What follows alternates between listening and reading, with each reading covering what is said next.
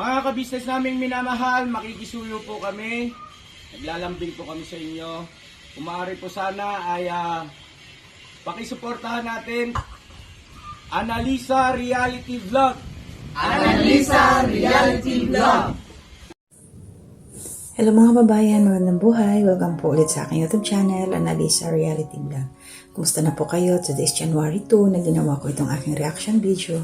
Ito po'y patungkol dito kaya sa aking kasamahang reactor na si Anime Reactor TV na nakaraan na po yung 2 araw doon sa naging upload nila ka-business na pinuntahan po nila ito, surprise visit po ng mga, yung oras po na yun is hating gabi na rin. Napuntahan nga po nila ito dahil nga mayroon silang ibinigay na blessing na galing din po sa isang sponsor sa pangalan po ni Ma'am Neresa na nasa New Jersey. So yun po. So bago ang lahat ay gusto ko muna kayong pasalamatan yung mga datihan ko na pong subscribers at yung mga bago po sa akin na mga nag-subscribe. Maraming salamat po sa inyo. Salamat sa mga nag-like, nag-comment at nag-share po ng aking mga reaction video. Thank you po. At pagpalain po kayo ni Lord at more blessings po para sa inyong lahat. At sa kayo mga hindi pa po nakapag-subscribe, please subscribe niyo na po ako. At kasi marami po ang nanonood ng aking mga reaction pero hindi pa po nakalimutan po nila siguro i-click yung subscribe button at saka yung bell button para ma-update po kayo sa aking mga ginagawang mga reaction. So kung mapapansin niyo po, meron ako mga mix dyan na mga na-upload, mga adventure. Sinishare ko po yung naging adventure po ng aking pamilya doon po sa Pilipinas kasi nakakamiss din. Hanggang ganun na muna ako dahil hindi rin naman ako makasama sa kanila. Maybe God willing, pag-uwi ko na lang po. At huwag po natin kalilimutan din, supportahan natin ka-business official, ka-business family, Papa Dins TV, and also yung Russell and the Thinking Body na editor po ng ka-business official channel nila. At shoutout na rin po dito sa, mayroon akong isa shoutout ngayon. Maraming salamat, kabayan May Ann Venture at saka si Kusina ni Nanay Training. Salamat po sa suporta ninyo. At yung mga nandyan po lagi sa aking mga comment, maraming salamat. Sa mga comment po, maraming salamat sa inyo. At ganoon na rin po ang aking pinsan, si Waltz Tradition at saka si Above Average Studio po. So ngayon, bigyan ko na po ng aking reaction, sariling opinion, itong aking kasamahang reactor. Ngayon, kahit ganon, nandito pa rin sa isipan ko, kumusta kaya ito si ka-business Anime. So ngayon, napuntahan nga siya nila ka-business. So nakita na natin ang kanyang sitwasyon. Doon ako napahanga sa kanya mga ka-business dahil nga nakita natin naka-blurred yung mukha niya pero nakita natin yung kanyang katawan. Kung sa iba mangyayari yun, susuko na talaga sa buhay. So napansin ko sa kanya yung courage niya, yung bravery niya, pagiging matapang na harapin yung kanyang kalagayan ay napakapambihira po. So hindi talaga siya nag-give up. Mahirap po yun. Kung panood nyo na yung video ni ka-business tungkol sa kanya kay Anime Reactor nung hating gabi silang pumunta,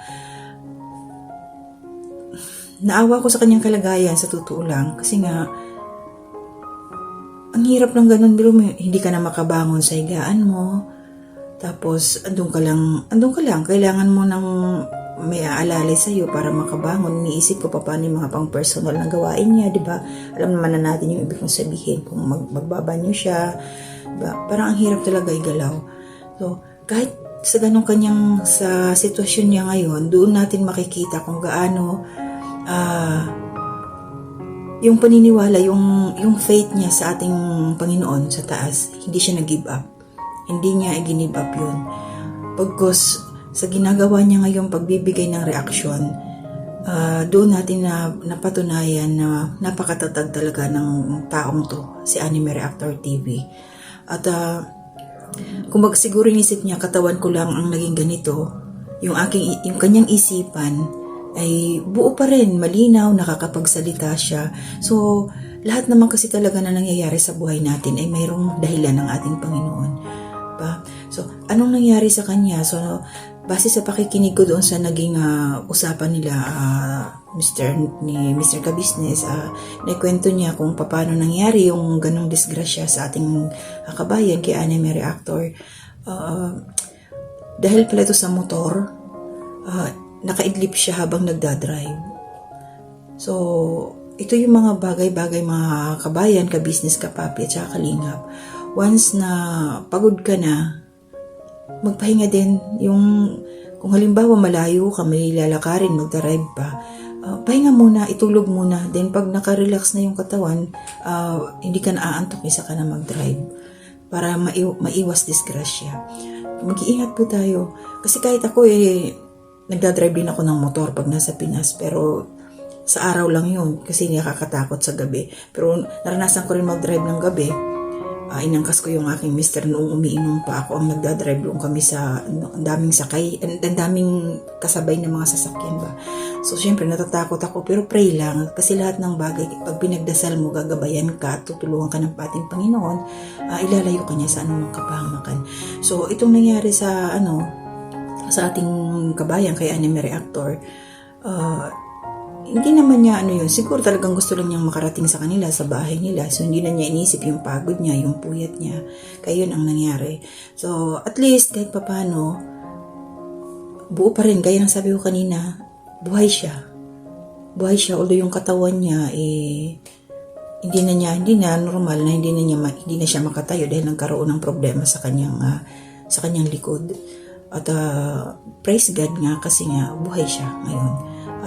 Isa siya sa naging reactor din, isa siyang reactor nga at nagagamit niya ang kanyang isipan, napapalawak niya ang kanyang kung ano yung mga napapractice pa rin niya yung kanyang isip na naibabahagi niya yung kanyang kaalaman dito sa kanyang mga napapanood. Nabibigyan niya ito ng buhay, nakakapag-react siya kung ano yung kanyang sariling opinion. So malaking tulong pa rin yun, malaking bagay yun na kahit man yung katawan niya ay naging ganon, nagpa-function pa rin siya, yung isip niya. So, ito mga ka-business, masasabi ko rito na ano man ang nangyari sa ating buhay, kailangan huwag nating kalilimutan una ay ang ating Panginoon na kung bakit nangyari sa atin yun ay dahil nga may dahilan. At wag tayong susuko. Wag tayong susuko. Kasi kung sa iba pa nga yan, kasabi ko nga, iisipin nun ni anime reactor na pabigat na siya sa kanyang pamilya. Pero positibo siya, naging positibo ang kanyang pananaw sa buhay. Na kahit ganun man siya, nakarate siya sa higaan niya, hindi siya makatayo ng sarili niya, nakakatulong pa rin siya sa paraan na kaya niya. Sabi nga niya, yun lang ang naging libangan niya ngayon. So, na-share niya yung kanyang talento, ang kanyang talino sa pamamagitan ng pagbibigay ng mga reaksyon sa kanyang mga napapanood. At ayun, ipag-pray po natin siya na kahit ganun man, long life pa rin. At suportahan po natin ang kanyang YouTube channel para lumago pa po ito. At saka, pasensya na, nangangati yung ilong ko dito, malamig. Suportahan po natin siya para mas marami pa po siyang magawa kahit ganun man ang kanyang sitwasyon ngayon. Makatulong pa rin po siya sa kanyang pamilya. At yun ang paraan ng Panginoon na binigay sa kanya na makapagbigay siya ng reaksyon. At salamat po dito kala Mr. and Mrs. Ka-Business at sa mga kaguwangs kasi kahit hindi nila ininda yung oras, yung traffic, basta makarating sila doon sa bahay nila anime, nakarating po sila. Ayun. At ngayon, panibagong pag-asa na naman po ang ating kaharapin.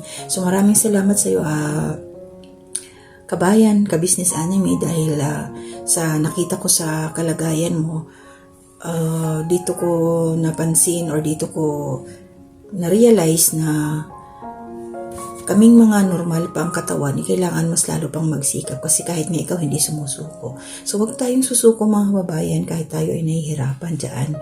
Lagi lang mag-pray tapos positibo lang sa pag-iisip at lagi lang magpakatatag sa buhay.